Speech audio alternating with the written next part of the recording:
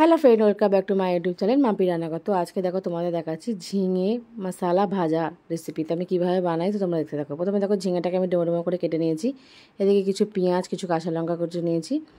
এদিকে দেখো একটা কড়ার মধ্যে একটু সর্ষের তেল দিয়ে দিয়েছি। এই তেলটা কিন্তু একটু বেশি হবে, কারণ একটু তেলের মধ্যেই ভাজাটা হবে, তাই তেলটা কিন্তু একটু বেশি পরিমাণে লাগবে, নাহলে কিন্তু খেতে ভালো লাগবে না। তো দেখো তেলটা গরম হয়ে যাওয়ার পর আমি একটু কালো জিরে দিয়ে দিলাম, দিয়ে কাঁচা লঙ্কা আর পেঁয়াজটা যেটা কুচিয়ে রেখেছিলাম সেটাও আমি দিয়ে দিলাম।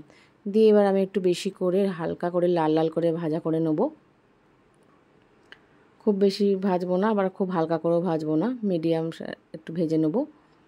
একটু হালকা হালকা লাল করার অপেক্ষা করছি। দেখো অলরেডি ভাজা হচ্ছে, কিন্তু তেলটা কিন্তু এটা অনেকটাই বেশি পরিমাণে লাগবে, বারবার বলছি, কারণ এটা তেল দিয়েই কিন্তু বেশি ভালো লাগবে। এবার দেখো সামান্য পরিমাণে আমি একটু হলুদ দিয়ে দিলাম, অল্প একটু নুন দিয়ে দিলাম স্বাদ মতো। এবার দেখো দু চামচের মতো জিরে গুঁড়ো, 2 চামচের মতো ধনে গুঁড়ো এটাও দিয়ে দিলাম।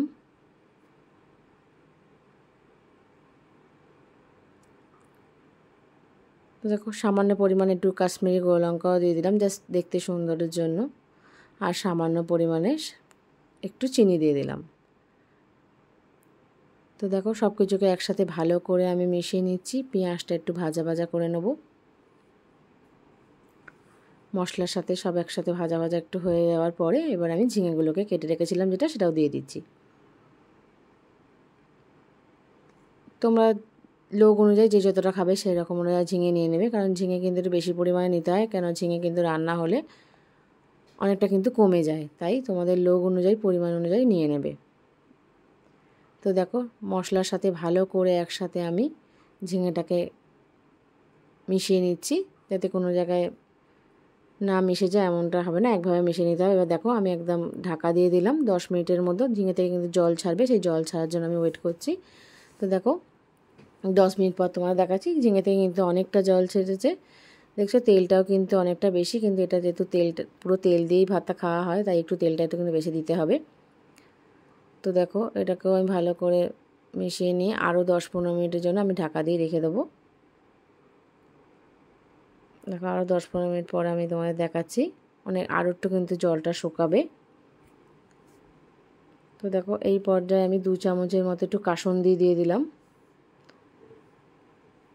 জাস্ট একটু টেস্ট হওয়ার জন্য কাসুন্দি দিয়ে দিলাম। তোমরা চাইলে এতে সর্ষে বাটাও সামান্য পরিমাণে দিতে পারো।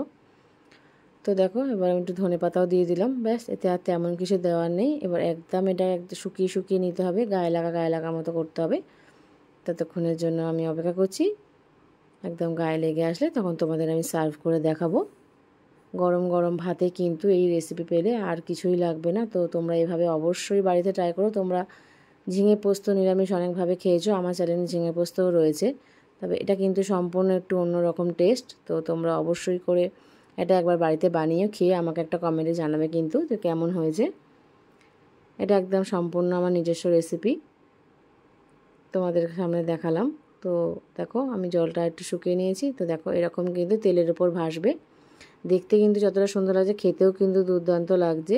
তো তোমরা অবশ্যই করে রেসিপিটা বাড়িতে ট্রাই করো, করে আমাকে একটা কমেন্টে অবশ্যই জানিও। তোমাদের কমেন্টের অপেক্ষায় কিন্তু সবসময় আমি থাকি, তোমাদের সব কিছু কমেন্টে কিন্তু রিপ্লাইও আমি দিই। তো তোমরা দুপুরবেলা ভাতের সাথে এই রেসিপিটা অবশ্যই বানিয়ে খেও। এটা ভালো লাগলে লাইক, কমেন্ট, শেয়ার, সাবস্ক্রাইব করে দেবে। নতুন বন্ধু হলে পাশে থাকবে। এরকম নিত্য নতুন রেসিপি দেখতে হলে আমার চ্যানেলটাকে অবশ্যই সাবস্ক্রাইব করবে। Thank you.